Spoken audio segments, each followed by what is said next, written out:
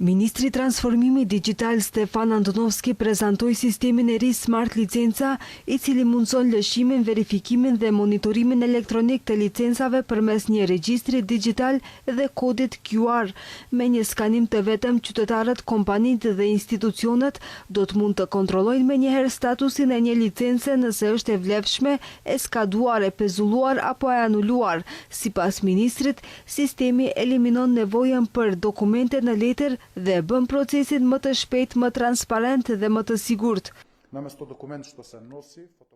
Në vend të një dokumenti që bartet, fotokopiohet, dërgohet dhe verifikohet me vështirësi, po vendosim një model ku ekziston një regjistrim zyrtar elektronik, i lidhur me një kod QR dhe me një regjistër elektronik që tregon gjendjen e saktë aktuale.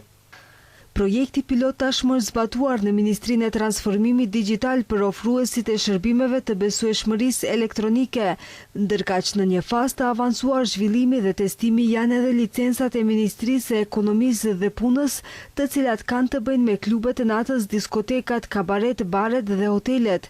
Pritet që testimi të përfundojë deri në fund të qershorit. Antonovski theksoi se smart licencat mund të zbatohen edhe në sektor të tjerë si transporti, hotelieria, sigurimet, urbanizmi dhe lejet e ndërtimit.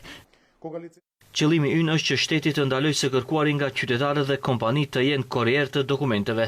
Shteti duhet të sigurojë që të dhënat të jenë të sakta, të qasshme, të verifikueshme dhe të sigurta.